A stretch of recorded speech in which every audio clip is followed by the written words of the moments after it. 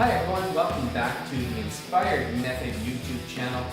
We are your Edmonton business coach, Karen and Trevor, and today we're going to be talking about key performance indicators in Google reviews.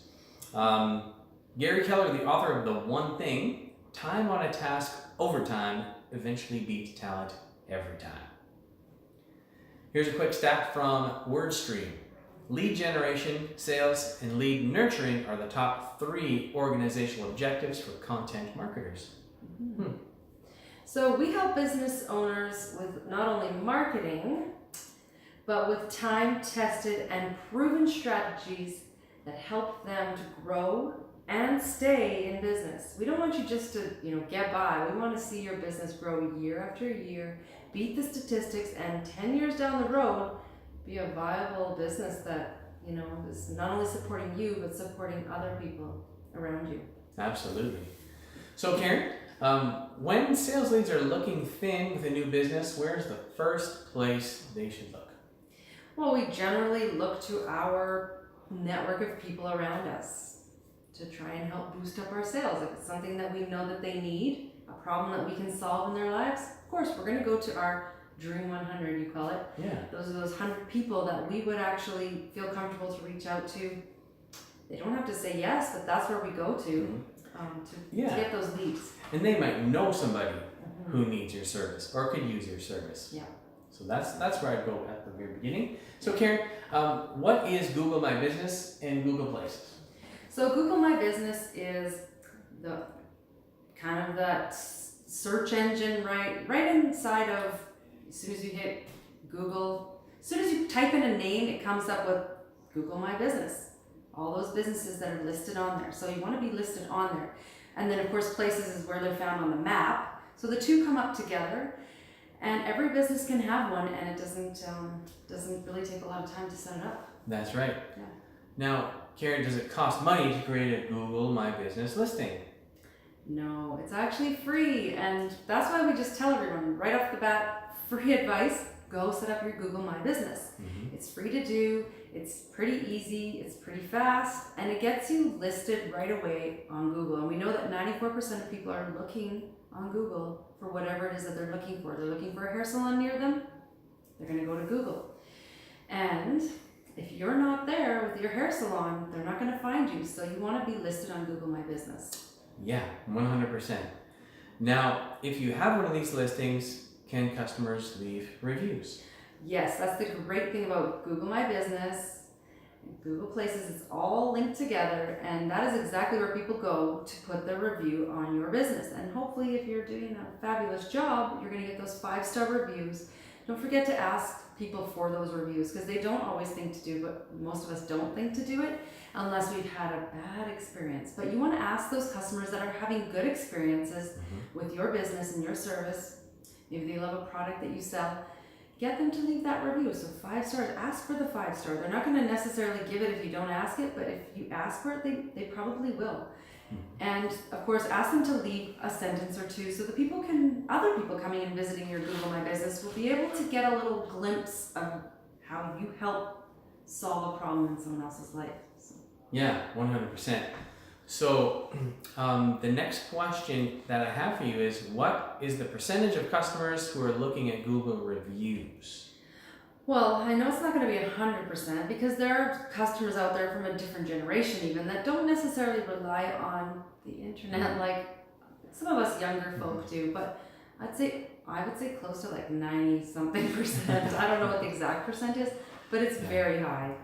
Yeah, the last time that I checked, it has been going up year on year, but the last time that I looked at any numbers online from Google, and it was in the high 80th percentile, that people are looking online and doing research and looking for you before they actually visit a store or they pick up the phone and call. Yeah, that's true. Huge. And they want to see those reviews. Yes, the reviews are a big deal. Even if they're not the ones leaving the reviews, they're still reading the reviews to find out should they visit your business. Should they take the time and the effort to see what you have to offer. Yeah. So, Karen, why should businesses who generate leads by referral also get Google reviews? It's that third-party validation. So, some guy Joe Smith from down the street says that your plumbing business did a fabulous job in their kitchen, or they had a water break and you were there to help them, they're going to value that opinion because it's real life, real case scenarios that they can base their decision on if they want to call your plumbing shop to have you come and do a repair or whatever it is. That's just, that third party data is actually very powerful data, because of course you're going to get referrals from people around you that know you, and they're going to be your raving fans. But if you've got more than that, people are going to pay attention to that. Yeah, every bit helps. Now, Karen, are Facebook, Yelp, or other review sites a substitute for Google reviews? No way, they are not. I mean, where do people go to find what they need? If they don't have it already, they're going to go to Google. And so where are they going to find their information? Whatever Google pulls up. Facebook is not Google. Yelp is not Google. Some of those things pop up, but they're not necessarily on page one. So if you're relying on other platforms to shout out for you that you're a great brand or a great business, it's just not going to happen like it will inside of Google My Business, Google Places, and just page one of Google. So yeah. Now, what is the minimum threshold for Google reviews to be relevant? That magic number that you want to get to is 40 reviews. So anyone you've ever helped, anyone you've ever sold something to, ask them for that review. Get to that 40 reviews, because it's kind of a trigger for Google to say, hey, this is a viable business. It's valid. It has some expertise because people are using it and they're giving the feedback on it. And we know how hard it is to get that feedback. Google knows that too. So 40 is the magic number. Nice. Now, would you get to spend any money on creating or updating a website before getting 40 Google reviews? We tell all our customers to just get those 40 reviews first. Get them first. Worry about the website. It's not done, or maybe it needs tweaking. Focus on 40. And if you have extra time in your day after trying to get those 40 reviews, sure, work on the other stuff. But the focus should be number one, get to 40 reviews, because of that trigger to Google.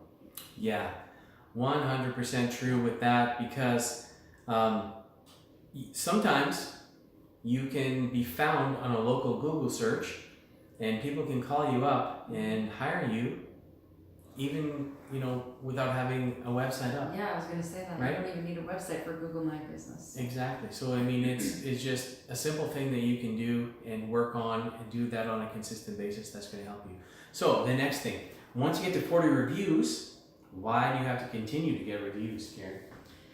It just keeps pushing you higher in the rankings. Google's going to love you more and more. And if other people love you, then Google's going to love you. So the more people that love you and show everybody else that they love you, the more Google says that you're relevant to whatever industry you're in, and they will push you out more to more people when they're searching for whatever your industry is. Yeah, it's really good. Magic, I tell you. So what do you feel is the minimum number of reviews to get on an ongoing basis? A minimum number of reviews to get on an ongoing basis. 40 is the minimum, and then you just keep building it up, with each person that you serve.